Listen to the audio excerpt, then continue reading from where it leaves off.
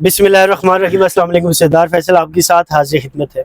Supreme court में मौजूद हूँ। सुप्रीम कोर्ट के अंदर आज बड़े अहम केसेस हुए। कौन कौन से केसेस थे, उनमें क्या पेशरफ्त हुई, क्या डेवलपमेंट्स हुई। आदिल बाज़ई का जो केस था, बड़ा अहम केस था, उसकी भी आज पिटीशन दायर की गई थी। उस केस का क्या फ़ैसला हुआ, कौन से साबिक जो चीफ जस्टिस है उन्हें जरिमाना किया गया। कुछ चीज़ें ऐसी चल रही हैं जो पीटीआई के लिए बड़ी रिलीफुल हैं, और साथ ये भी आप कह सकते हैं कि जो कोर्ट्स की तारीख है उसमें कुछ चीज़ें नहीं हो रही हैं। क्या हो रही हैं, इस हवाले से आदिल अब्बासी साहब मौजूद हैं, उनसे जानने की कोशिश करेंगे, क्योंकि काफ़ी अरसे से बीट करते हैं हाई कोर्ट सुप्रीम कोर्ट की केसेस का। ज़ाहिर है वो बैकग्राउंड भी जानते हैं, कैसे हुआ, क्या मामलात हुए। आदिल भाई, बहुत शुक्रिया आपके वक्त का। सबसे पहले मुख्तसरन ये बताइएगा कि कौन कौन से केसेस थे और क्या क्या पेशरफ्त हुई उसमें। शुक्रिया सरदार फैसल साहब। सबसे पहले सुप्रीम कोर्ट की अगर मैं बात करूं, इंतहाई अहम दिन था, चूंकि जुमे वाले दिन जो जुडिशियल कमीशन का इजलास हुआ उसमें तयन कर लिया गया था कि आने वाला जो हफ्ता होगा, जो कि आज से शुरू हुआ है, ये जो है इंतहाई अहम होगा। अहम केसेस की समाअत होगी। आदिल बाज़ई, जिनका ताल्लुक पाकिस्तान तहरीक इंसाफ से है, उनको जो है इलेक्शन कमीशन ने डी नोटिफाई कर दिया था। डी नोटिफाई का मतलब ये कि उन्हें जो है रुकन कौमी असम्बली की जो उनकी मेंबरशिप थी, अरकान कौमी असम्बली में वो शामिल थे, उन्हें जो है वो मुस्तरद कर दिया था इलेक्शन कमीशन ने, और वो गैर मुंतखब करदा हो गए थे। अब ये हुआ कि आदिल बाज़ई उस फैसले को लेकर सुप्रीम कोर्ट में आए, चैलेंज किया था, पटिशन दायर की थी। सुप्रीम कोर्ट के 3 रुकनी बेंच ने आज समाअत की है। बेंच इसलिए अहमियत का हामिल था चूंकि जस्टिस मंसूर अली शाह इस बेंच की सरबराही कर रहे थे, और जस्टिस मंसूर अली शाह के इस बेंच ने आदिल बाज़ई को वापस जो है एमएनए के तौर पे बहाल कर दिया है, उनके बहाल कर दिया। इलेक्शन कमीशन का फैसला मुस्तरद कर दिया। तो ये पाकिस्तान तहरीक इंसाफ के लिए एक बहुत बड़ा रिलीफ समझा जा रहा है, क्योंकि इलेक्शन कमीशन एक मरतबा फिर मुतनाज़ साबित हो चुका है। उसके बाद जो है केस की समाअत थी। एक और पटिशन आई हुई थी, वो भी पीटीआई की जानिब से थी, फौजी अदालतों में सिविलियंस का ट्रायल। ठीक है। इस केस में अहम बात ये हुई है कि इस केस में साबिक चीफ जस्टिस को जो है 20,000 रुपए का जुर्माना हुआ है। जुर्माना क्यों हुआ, ये $1 मिलियन सवाल है। जुर्माना इसलिए हुआ, जवाद बाबर जिनका नाम है साबिक चीफ जस्टिस, वो जब अदालत में पेश हुए तो वो फौजी अदालतों के हक में बयानबाजी दे रहे थे, और ये कह रहे थे कि ये जो आप समाअत कर रहे हैं जिस पटिशन की, वो पटिशन नाकाबिल समाअत करार देकर मुस्तरद कर दी जाए। मतलब कि फौजी अदालतों में सिविलियंस का ट्रायल करना जायज करार दिया जाए। तो जिस पर जजेस ने उनके इस एतराज को मुस्तरद कर दिया, ना सिर्फ मुस्तरद किया बल्कि 20,000 रुपए जुर्माना भी आयद किया, और अच्छी खासी सरजनिश भी की है। तो एक पॉजिटिव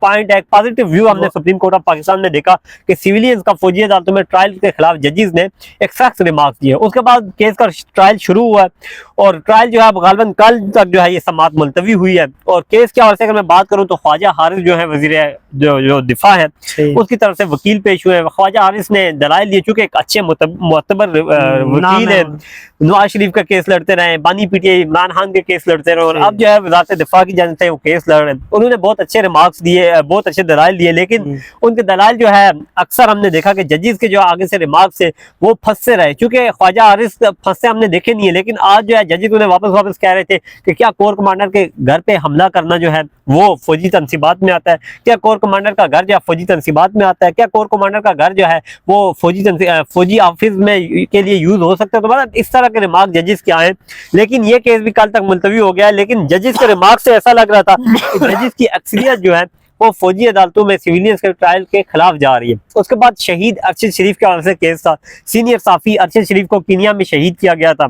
उनकी बेगम की जानिब से जो है, उनकी फैमिली की जानिब से पटिशन दायर की हुई थी सुप्रीम कोर्ट में, आज खुद नोटिस की, वो तो हो गया था, लेकिन जो साबिक चीफ जस्टिस थे उन्होंने इस केस को कोई तवज्जो नहीं दी, बाकी केसेस की तरह इसको भी तवज्जो नहीं दी थी। तो आज जो है अरशद शरीफ के केस की समाअत हुई है।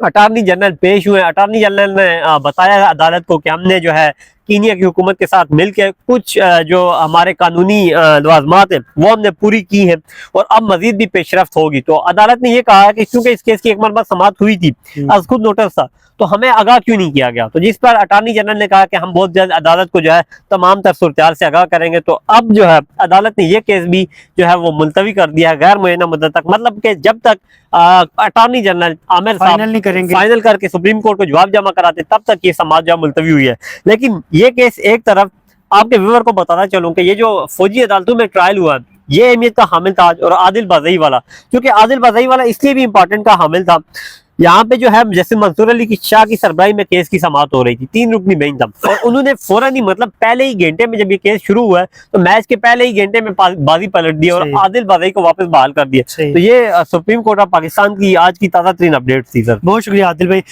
जैसे आदिल भाई को आपने सुना, वो आज जो करंट बहुत से केसेस लगते हैं, लेकिन उसमें कुछ केसेस ऐसे होते हैं जो अहमियत के हामिल होते हैं, जो आम आवाम की तवज्जो का मरकज़ बनते हैं। आदिल बाज़ई का जो केस है ये पीटीआई के लिए, क्योंकि 26 नवंबर के बाद जो चीज़ें हुई चली, पीटीआई जैसे लड़खड़ाती हुई नजर आई, कुछ मामलात ऐसे, लेकिन ये एक पहला आप कह सकते हैं कि उनके लिए एक विनिंग शॉट आप कह सकते हैं उनके लिए सुप्रीम कोर्ट की तरफ से खेली गई है। साथ दीगर डेवलपमेंट्स जो हुई, पेशरफ्त हुई, थोड़ी सी सेहत भी ख़राब है, गला भी ख़राब है, लेकिन चीज़ें आप तक पहुंचा रहे हैं और मज़ीद भी चीज़ें आप तक पहुंचाएंगे। तमाम दोस्तों से गुजारिश है कि आपने सब्सक्राइब, लाइक, शेयर ज़रूर करना है। और जो ही नई डेवलपमेंट्स होंगी हाई कोर्ट के अंदर, सुप्रीम कोर्ट के अंदर, इस्लामाबाद के अंदर, पॉलिटिकल हो या कोई भी हो, वो इंशाल्लाह आप तक पहुँचाते रहेंगे। सिद्धार्थ फैसल को इजाज़त दीजिएगा। अल्लाह निगहबान।